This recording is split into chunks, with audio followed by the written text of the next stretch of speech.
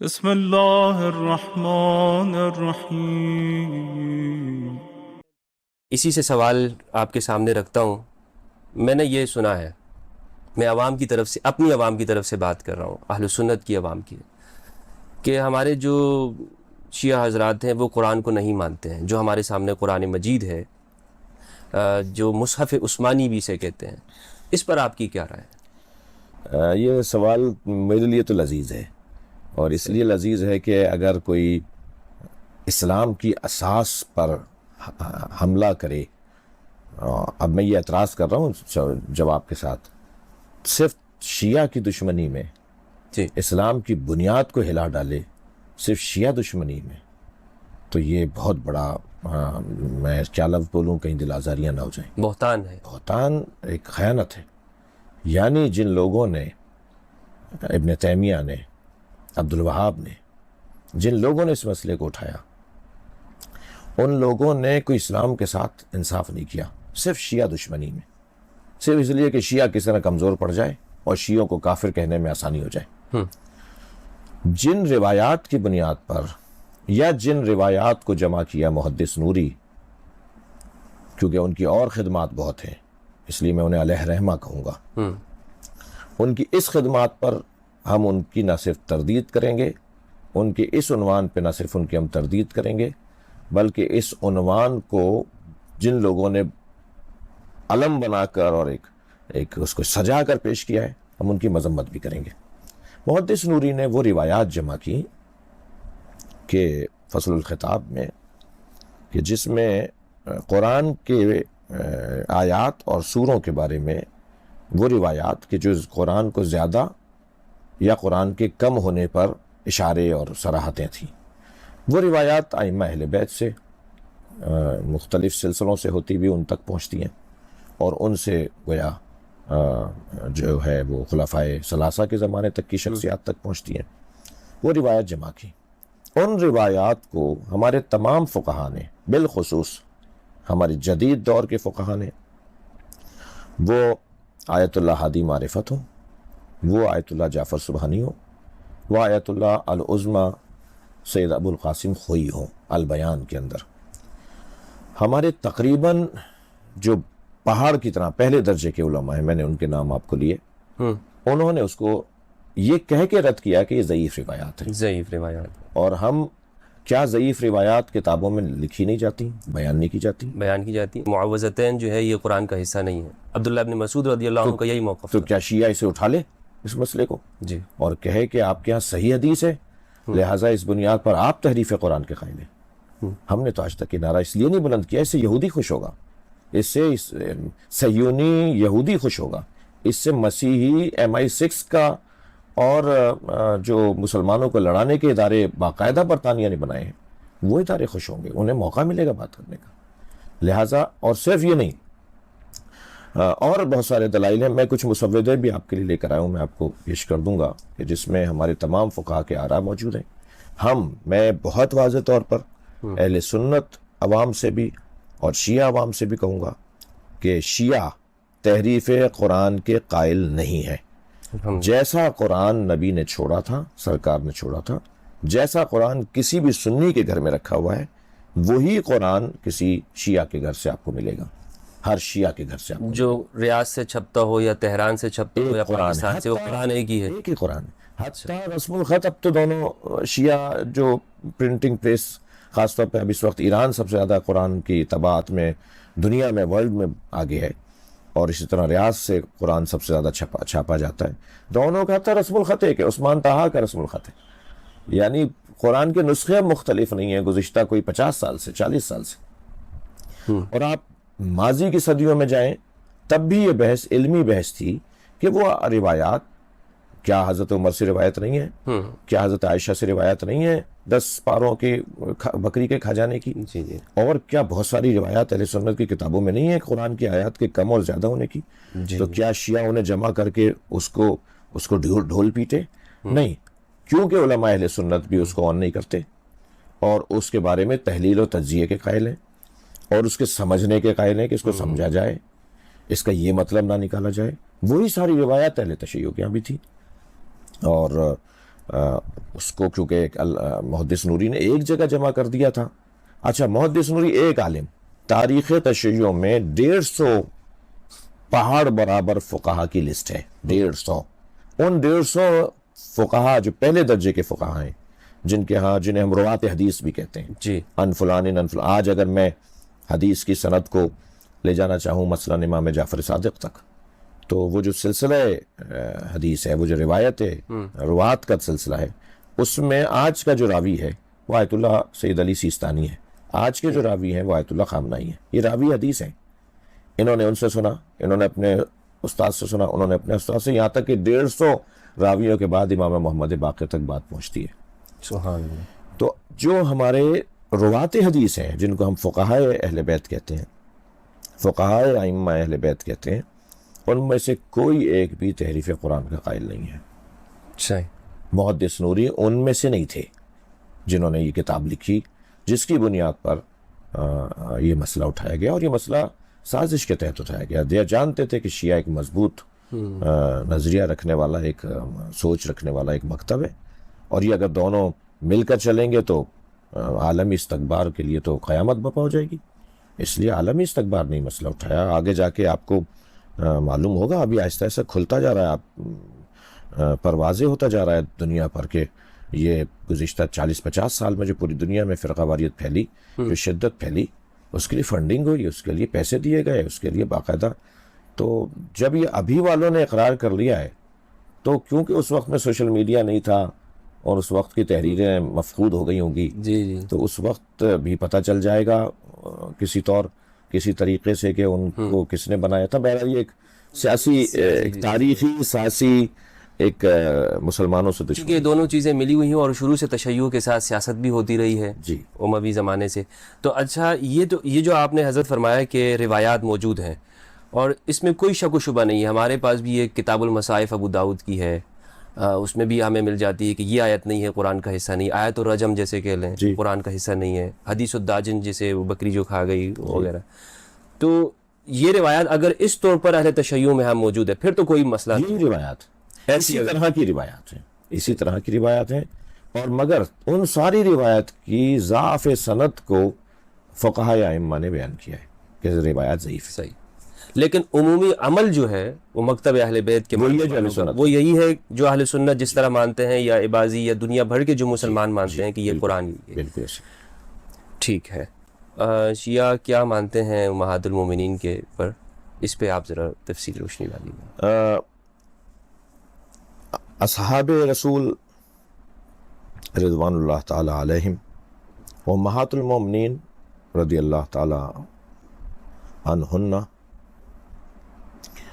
اور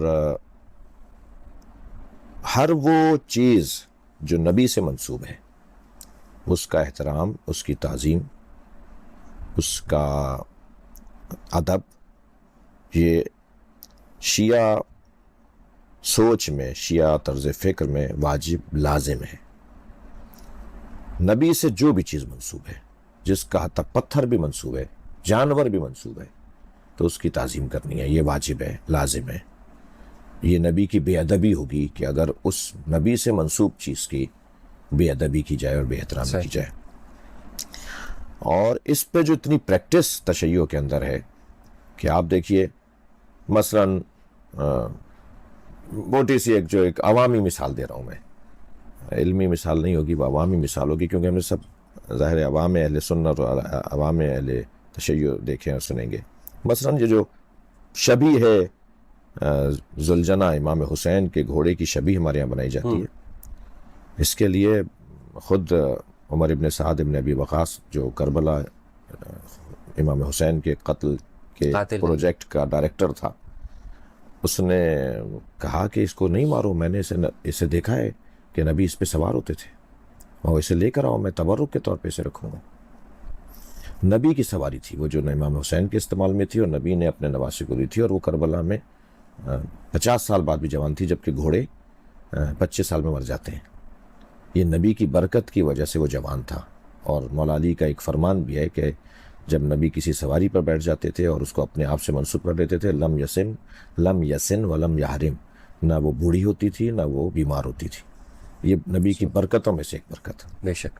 تو ہم تو اسے آج بھی اگر اس گھوڑے کی ہمارے یہاں ایک شبیہ بنائی جاتی ہے تو اسے پوجنے کے لیے نہیں بنائی جاتی, بلکہ تعظیم, کیونکہ نبی سے منسوب ہے, نبی کے نواسے سے منسوب. جی. تو نبی سے جو چیز بھی منسوب ہوگی, صحابہ کرام ان کا مقام, ان کی عظمت قرآن مجید میں بیان ہوئی ہے. ان کی عظمت امام سجاد نے اپنی دعاؤں میں, صحیفہ سجادیہ میں ایک پوری دعا اصحاب رسول کی عظمت پر ہے. مولا علی کا نہج البلاغہ میں جا بجا خطبوں میں پیراگراف موجود ہیں جو اصحاب رسول کی عظمت کے اوپر امام نے بیان فرمائے. اس کے علاوہ ائمہ اہل بیت نے جو اصحاب رسول کی تعظیم کی ہے. حضرت جابر بن عبداللہ الانصاری رضی اللہ تعالیٰ عنہ جب تشریف لائے تو امام محمد باقر کی جو تعظیم تھی وہ دیدنی تھی, اور پھر انہوں نے پلٹ کر متقابلاً بلکہ آپ کا احترام کیا کہ آپ نبی کی اولاد ہیں. تو جو ادب, احترام, اور پھر آپ 50 سینکڑوں مثالیں ہیں کہ صحابہ کرام کے جو ادب اور احترام قرآن, حدیث, نہج البلاغہ, صحیفہ سجادیہ کے اندر ملتے ہیں. اسی بنیاد پہ صحابہ کا احترام کرنا لازم اور واجب ہے, اور بے احترامی جب واجب کو ترک کریں گے تو اس کے مقابلے میں حرام ہے, توہین کرنا حرام ہے. صحیح. امہات المومنین کا بھی یہی حکم ہے. مگر, اور اس مگر پر توجہ جو آپ چاہتے ہیں کہ جس موضوع پہ بات ہو, وہ یہ کہ بعد از نبی ہمارے نزدیک معتبر, معظم, اولا, عرفہ, اعلیٰ, افضل مولا علی کی ذات اور اہل بیت کی ذات ہے, جس پر ہمارے پاس دلائل وافر ہیں. اور آئیڈیل ہمارے نزدیک مولا علی کی ذات ہے. جس نے بھی مولا کائنات سے, امام حسن, امام حسین سے, جناب زہرا سے پرخاش کی, جنگ کی, لڑائی کی, جھگڑا کیا, ان کی توہین کی, انہیں رلایا, انہیں تنگ کیا, انہیں اذیت پہنچائی, ہمارے نزدیک وہ آئیڈیل نہیں ہے. صحیح. ہمارے نزدیک اس کا کوئی مقام نہیں ہے. کوئی آئیڈیل نہ ہونا, کسی کا مقام نہ ہونا, یہ بھی لازمہ نہیں ہے کہ ہم اس کی توہین بھی کریں, یہ لازمہ نہیں ہے. لہٰذا وہ دور, کیونکہ صحابہ کرام کا ہی دور تھا جب مولا علی کے ساتھ جنگیں ہوئیں, جب جناب زہرا کے ساتھ مسائل ہوئے, جب امام حسن کے جنازے کو دفنانے سے روکا گیا, تو وہ زمانہ صحابہ کرام اور امہات المومنین کی حیات کا ہی زمانہ تھا. اور جس نے ایسا کیا وہ ہم ان کے بارے میں جانتے ہیں, کتابیں بھری ہوئی ہیں, کتابیں پورے ہیں ان تمام مواد سے, اور تو ہم انہیں آئیڈیل نہیں مانتے. یہ ایک موقف ہے صحابہ کے بارے میں, اور امہات المومنین میں سے 2 بیویاں, اور ان میں بھی خاص طور پر ایک بیوی جن کی توہین کرنا حرام, فقہائے امامیہ کے فتوے کی روشنی میں. موجودہ ہمارے فقہا, تمام فقہا تقریباً, مجھے نہیں کوئی ملا کہ جس نے اس فتوے سے ہٹ کر بات کی ہو. صحیح. ان کا فرمانا یہ ہے کہ اصحاب و خلفائے ثلاثہ, امہات المومنین, اکابرین اہل سنت, جن کا تقدس ان کے نزدیک واضح اور روشن ہے, جن کا محترم ہونا ان پر روشن ہے, ان کی توہین کرنا مدارات المسلمین کی خاطر شرعاً حرام ہے. یہ ہمارے فقہا نے, حتیٰ ان شخصیات کے بارے میں بھی کہ جن کا اہل بیت کے ساتھ پرخاش رہی ہے, صحیح, مشاجرہ رہا ہے, فقہا نے روکا ہے کہ یہ کام نہ کیا جائے, ان کی توہین نہ کی جائے. مگر آپ یہ اگر فرمائیں کہ کلہم عدول, سب برابر ہیں, کسی کے بارے میں کوئی منفی بات نہیں کرنی چاہیے, یہ غیر علمی باتیں ہیں. میں نے نہج البلاغہ کیا ہے اس پہ ایک پورا اشرہ پڑھا تھا نشر پارک میں, اور وہ اشرہ پھر چاہنے والوں نے, محبت کرنے والوں نے پرنٹ بھی کروا دیا. اس میں نہج البلاغہ پر جو شبہات ڈالے گئے ہیں, کبھی اس پہ پروگرام کیجیے گا کہ نہج البلاغہ کیا ہے اور اس پہ اہل سنت کی طرف سے شبہات کیا ڈالے گئے ہیں اور اس کا ہم نے جواب کیا دیا ہے. ان میں ایک شبہ ڈالا گیا ہے کہ شایان شان علی بن ابی طالب نہیں ہے کہ علی اسلام کی اور مسلمانوں کی معروف شخصیات پر منفی تبصرہ کریں, جبکہ نہج البلاغہ میں تبصرہ موجود ہے. علی مولا نے علیہ السلام نے شخصیات کو کہ جو کمزوریاں تھیں, جو ان کی مخالفت کی ہے, خطبوں میں مخالفت کی ہے, خطوں میں مخالفت کی ہے, جی, تو یہ بس غیر معتبر ہیں, اور یہ علی تو کر ہی نہیں سکتے ایسے. علی کا تو کسی سے کوئی اختلاف نہیں تھا, یہ تو شیر و شکر تھے, ان میں تو کوئی کسی. تو میں نے اس کا جواب ہم نے دیا ہے, اور اس جواب کے ضمن میں اس شبہ کی پہلے تو کیونکہ مولا علی علیہ السلام کا فرمان ہے نہج البلاغہ خطبہ نمبر 206 کے اندر کہ انی اکرہ لکم ان تکونوا سبابین، مجھے تم سب و شتم کرتے ہوئے اچھے نہیں لگتے. تو یہ ایک تو قاعدہ ہے کہ سب کرنا، شتم کرنا، لعن کرنا اور توہین آمیز جملے کہنا یہ علی کو پسند نہیں ہے. یہ وہی حکم ہے جو قرآن میں یہ گویا اس کی تفسیر ہے. یہ ایک قاعدہ ہے، مگر اس میں استثناء ہے. استثناء وہی ہے جو میں نے ابھی آپ کے سامنے عرض کیا. اور پھر جو ہم نے اس میں جواب دیا وہ یہ کہ خود قرآن مجید میں نبی کے اصحاب کی 13 قسمیں قرآن میں بیان ہوئی ہیں. قرآن نے 13 قسمیں بیان کی ہیں اصحاب رسول کی، جو میں نے اپنے ان خطابات میں پھر تقریباً السابقون، نبی کی بیعت کرنے والے لوگ، نبی کے ساتھ ہجرت کرنے والے لوگ، اصحاب فتح، منافقین، بیمار دل افراد جو نبی پر ایمان نہیں رکھتے تھے، یہ سب آیات ہیں. مذبذبین، تردد کا شکار رہنے والے لوگ، وہ لوگ جو اچھے اور برے اعمال کی تمیز نہیں کر پاتے تھے، ارتداد کے مرتکب لوگ، فاسقین، وہ مسلمان جو بے ایمان تھے، مؤلفۃ القلوب، ڈرپوک لوگ. یہ قرآن نے نام لیے ہیں، یہ انہی سب لوگوں کے نام ہے کہ جو نبی کے ساتھ تھے. طلقاء بھی تو ان میں ہے. جی طلقاء تو قرآنی زبان میں نہیں ہے، لیکن جو ہے وہ مولالی کی زبان میں جی شامل کر سکتے ہیں. مگر قرآن میں یہ تقریباً 13 نام ہے، کیونکہ بعض لوگوں کو خواہش ہوتی ہے کہ قرآن میں دکھائیے سب، تو قرآن میں سب برابر کی کوئی آیت نہیں ہے، سب ایک جیسے ہیں، کوئی آیت نہیں ہے. قرآن میں تو 13 قسمیں اصحاب کی بیان کی ہیں کہ جو آیات ہیں، تو ان کو میں اس لیے قرآن کے. اور پھر آپ احادیث میں آئے تو مولا علی علیہ السلام نے تو 3 قسمیں کی ہیں اصحاب کی، مہاجرین، انصار اور طلقاء. تو حضرت نے فرمایا کہ نہ تم مہاجرین میں سے ہو، نہ تم انصار میں سے ہو، تم تو طلقاء میں سے ہو، آزاد شدگان ہو. تمہیں تو بخشا تھا نبی نے، تمہیں تو آزاد کیا تھا نبی نے. اور یہی جملہ جناب زینب نے دربار شام میں یزید سے خطاب کرتے ہوئے فرمایا تھا کہ انتم اسکت یا ابن الطلاقہ، اس کو خاموش کرواتے ہوئے فرمایا تھا کہ آزاد شدگان کی اولاد. تو ہم اگر اس طرف جائیں تو یہ بات روشن ہونی چاہیے. کلہم عدول کا قاعدہ، سب کے سب جو ہے وہ بھی ایہم اقتدیتم اہتدیتم کا قاعدہ، اور اس کے مطابق پھر جب خود بند گلی میں کہیں کھڑے ہو جائیں تو پھر اس کو نہ ماننا. مثلا مجھے نہیں معلوم آپ کے وہ مضمون میں ہے یا نہیں، مگر میں یہی کہہ دیتا ہوں کہ جو متع والی روایت ہے وہ حضرت ابن عباس نے، سب لکھتے ہیں نا کہ ابن عباس کے علاوہ کوئی نہیں مانتا تھا. تو ابن عباس صحابی تھے یا نہیں، حبر الامہ تھے یا نہیں؟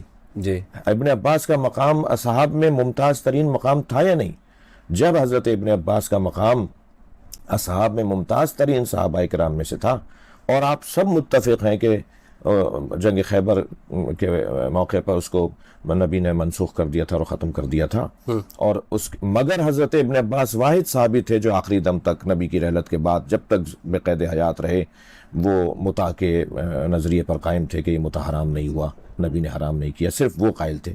تو اصحابی کالنجوم بأیہم اقتدیتم اہتدیتم، صحابی ستاروں کی طرح ہے، کسی ایک کے پیچھے بھی لگ جاؤ گے تو ہدایت یافتہ ہو. تو ہم حضرت ابن عباس کے پیچھے لگے ہوئے ہیں. تو پھر ہمیں کیوں زنا کی نسبت اور متع کو ایک حرام کام کی نسبت دی جاتی ہے؟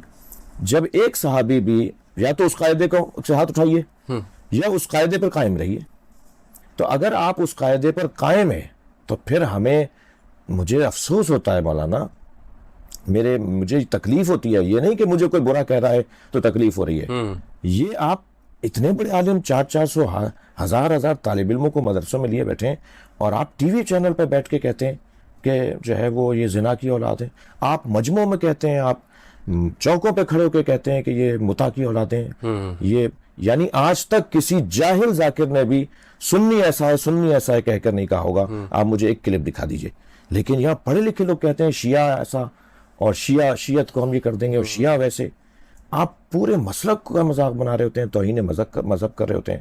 ہمارے یہاں جاہل ذاکر بھی نہیں کہتا، بلکہ وہ اپنے خطاب میں کہتا ہے میرے سنی شیعہ بھائیوں، میرے سنی شیعہ بھائیوں. وہ سنی کو برا نہیں کہتا، لیکن یہاں پورے شیعہ کو برا کہا جاتا ہے، شیعت کو برا کہا جاتا ہے.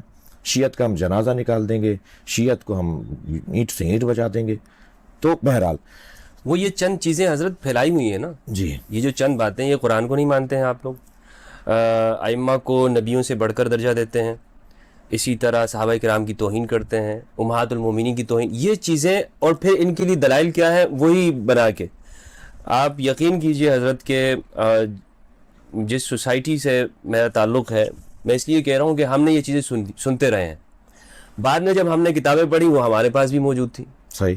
جب تحقیق کی تو معلوم ہوا کہ یہ موطا والی روایات تو ہمارے پاس بھی، یہ تحریف قرآن جو منسوب کی جاتی ہے تو ہماری کتابوں میں موطا امام مالک کے اندر ہے، اور نہیں بہت سی کتابوں میں لمبی لسٹ ہے. میں بھی پھر اب اسی لیے میں ان سوالوں کو ان لوگوں کے لیے رکھنا چاہتا ہوں کہ جو اب بھی یہ سمجھتے ہیں، جس طرح میری غلط فہمیاں دور ہو گئی ہیں، اور میں یہ سمجھتا ہوں کہ اہل تشیع مسلمان ہیں، جس طرح ہمارے اختلافات موجود ہیں، اور ختم نہیں کر سکتے سارے سنی مل کے شیعوں کو، بلکہ بڑھتے جا رہے ہیں شیعہ. تو جب آپ ایک دوسرے کو ختم نہیں کر سکتے تو بہتر نہیں ہے سمجھ لیں ایک دوسرے کو. جی یہ سمجھنا ہوگا ہمیں کہ جو اختلافات یہ اسی طرح ہی ہیں جیسے ایک حنفی کے شافعی کے ساتھ. جی الیدین بھی، جی ارسال الیدین کا مسئلہ کہ خود امام مالک کہتے ہیں کہ ہاتھ کھول کے پڑھنا زیادہ بہتر ہے، زیادہ ثواب ہے نماز. تو یہ فقہائے اہل سنت کے اندر بھی مثلا ہاتھ کھول کے نماز پڑھنا اور ہاتھ باندھنے کے اندر بعض فقہائے امامیہ سے نزدیک ہیں. تو جو فقہ مقارن ہے نا، میں گزارش کروں گا عوام سے کہ ہم نے اس پہ کام بھی کیا ہوا ہے، کوئی 10 جلدوں میں کتاب بھی میری اپنی لائبریری کے اندر بھی موجود ہے ماشاء اللہ، کہ جو ائمہ فقہا اور مجتہدین اہل سنت ہیں اور ائمہ اہل بیت کے جو روایات کی روشنی میں فقہا امامیہ ہیں، انہوں نے جو مشترکات ہمیں دی ہیں ان کے اوپر غور کریں. اچھا اس پہ کام ہوا ہے؟ جی فقہ مقارن کے نام سے، صحیح، یعنی وہ فقہ جو ہمیں قریب کرتی ہے. جی تو بڑا بہترین کام ہے، ہونا بھی میں چاہیے. خود اس کا طالب علم رہا ہوں، 2 سال میں نے اس کی کورس کیا ہے کہ وہ ساری چیزیں ہم نے سمجھی آیات اور روایت کی روشنی میں، کہ شیعہ بھی یہی بات کر رہا ہے، بریلوی بھی یہ اصطلاحیں تو یہاں کی ہیں، مثلا مالکی بھی یہی بات کر رہا ہے، شافعی بھی یہ بات کر رہا ہے، حنبلی بھی یہ بات کر رہا ہے. کون سی چیزیں جو سب بات کر رہے ہیں، ایک ہی بات کہہ رہے ہیں، ان سب کو جمع کریں. اور آپ کو سن کے، عوام کو سن کے خوشی ہوگی کہ بڑی لمبی لسٹ ہے کہ تمام فقہا. ایک ہمارے عالم دین تھے قاضی نور اللہ شوستری رحمۃ اللہ علیہ، آگرہ ہندوستان میں ان کا مزار ہے. وہ 2 سال تک پورے ہندوستان کے قاضی القضات تھے اور کسی سنی کو نہیں پتا تھا کہ یہ شیعہ فقیہ ہے، اس لیے کہ جب وہ سائل یا جس کا مقدمہ عدالت میں آتا تھا اس سے پوچھتے تھے تمہارا مسلک کیا ہے، وہ کہتا تھا مالکی ہوں، شافعی ہوں، مثلا حنبلی ہوں، زیادہ تر حنابلہ ہیں. تو وہ امام جعفر صادق کے حکم کے مطابق فیصلہ سناتے تھے جو امام حنبل کے ہاں بھی صحیح تھا، صحیح، تاکہ اگر یہ کہیں جا کر کہے کہ جی، اور حوالہ دیتے تھے امام حنبل کا، وہ خوش کرتے تھے روح امام جعفر صادق کو، مگر حوالہ دیتے تھے امام حنبل کا. اور 2 سال تک کسی کو نہیں پتہ چلا. انہوں نے ساری فقہوں پر دسترسی رکھنے کی وجہ سے اہل سنت کے فیصلے کرتے تھے جو اہل تشیع کے نزدیک بھی، یعنی فقہ اہل بیت کے نزدیک بھی صحیح ہوں، کیونکہ فقی اہل بیت تھے وہ. اصل تو ان کا جو پریکٹیکل جس پہ وہ کرتے تھے اور پریکٹس جس پہ کرتے تھے وہ فقہ جعفریہ تھا. اور پھر بہرحال وہ بات کھلی اور تعصب ہونے لگا اور آخر انہیں شہید کیا گیا. ان کے ٹکڑے کر کے انہیں شہید کر کے آگرہ میں ان کا لاشا نہیں دے رہے تھے، ان کے جنازے کے ساتھ توہین ہو رہی تھی، مگر آج شان سے مزار ہے ان کا. تو ایسا ممکن ہے کہ ہم تمام مشترکات کی طرف توجہ کریں. صحابہ کرام کے حوالے سے آپ کا جو میں سمجھا ہوں وہ یہ ہے کہ اس کی اصل تعریف میں یہ اختلاف ہے، تعریف میں اختلاف ہے. یعنی جس کو ہم لوگ صحابی مان رہے ہیں، جن کو ہم جو اس کو عموم دے رہے ہوتے ہیں کہ جس نے دیکھ بھی لیا یا جو طلقاء آئے ان کو بھی صحابی اور وہ بھی ہمارے نزدیک شامل، لیکن آپ لوگ اس میں بڑی تفصیل سے فرق کرتے ہیں، ہر ایک کو صحابی نہیں کہتے. جی ایسا ہی ہے.